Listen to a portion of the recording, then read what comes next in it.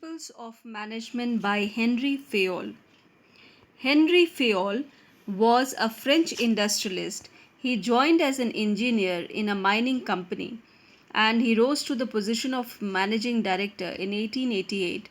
He had a lot of contribution to this company. He defined management in terms of five functions: planning, organizing, commanding, controlling, and coordinating.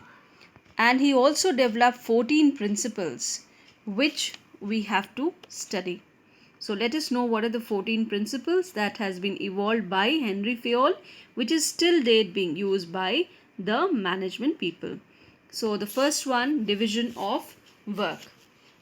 The second one, authority and responsibility, discipline, unity of command, unity of direction, interest, remuneration, centralization, scalar chain, order, equity, stability of tenure, initiative, spirit de corps.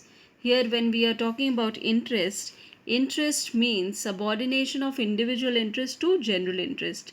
Centralization here means centralization, the degree of centralization, that is centralization and decentralization, both we have to talk about. So how many principles are there? There are 14 principles of Henry Fayol. So let us see the first one, that is division of work. According to this principle, the whole work must be divided into small tasks and units. Instead of assigning the whole work to one person, one task should be assigned to one person according to the capability, qualification, and experience. So, in an organization, there are a number of tasks to be performed. The management should see to it that each person has a different task to do according to his or her skill or ability, qualification, and experience. This leads to specialization, and this also helps the person to be very good in the work since he is doing the task again and again. So he becomes a specialist. It simplifies the work. One knows the work better as it is being done again and again by one person, and it also therefore increases the efficiency to do the work. So you can see the picture here, that is three set of people. Each people are given different tasks. Okay, so next clipping that we are seeing is the four departments here. There could be a production department, it could be another department, accounts department, or advertisement department. Likewise, there can be various departments, and each department is given different tasks. Each person is given this different task. So this is division of work. Next is authority and responsibility. According to this principle, there should be a balance between authority and responsibility. Authority is the right to give orders to subordinates. Responsibility is the duty which a subordinate is expected to perform. So, authority and responsibility should go hand in hand. If you are given a task, that is responsibility, a duty, and you are not given the right to give orders, it will become difficult for you to do a particular task. Supposing you are given a task of producing 500 units per day, you should also be given the authority, that is the right to give orders to the store manager for raw materials from the store. If you are not given the right, the work shall not be performed. So next thing that we are having is discipline. Maintaining good discipline in order to make expectations clear and punish violators. So discipline is a must. It means obedience to rules and regulations.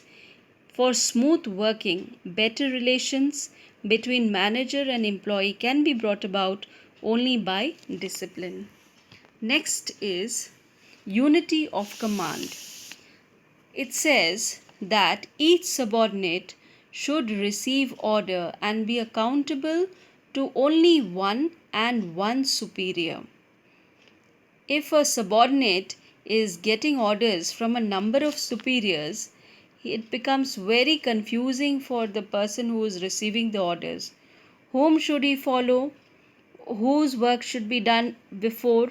So it is very confusing. So this particular unity of command says that a subordinate should receive orders and he should be accountable to one and only one superior. If there are more than one superiors, this will lead to confusion. Next is unity of direction. Implies that there should be one head and one plan for a group of activities having same objectives. If a company produces 4 products, there should be 4 departments and each department should have one superior. That is to say that each department should have one head and one plan for a group of activities which is having the same objective. If we have more than one head in one department, it will lead to a lot of duplication of effort, lot of confusion. And to ensure unity of action, to facilitate coordination, it is important that people doing one type of work should be under one head and they should follow one plan. Next, we are having subordination of individual interest to general interest. This principle demands that each individual should sacrifice his personal interest for achieving organization goal. That is, organization is always superior to individuals. The individual interest should be less important while the general interest should be given more importance. That is, general interest of all should be more important than individual interest. Next is remuneration. Remuneration, according to this principle, salary and incentives for workers in appreciation of their service. So, how should be the salary of the workers? Overall pay and compensation should be fair for both the employees and the organization. Employees should get adequate pay and enterprise must not overpay. They should pay according to their paying capacity. This policy should give maximum satisfaction to both the employer and the employees. So thank you. The next day we will be having the next 7 principles of Henry Fayol. Thank you, all of you.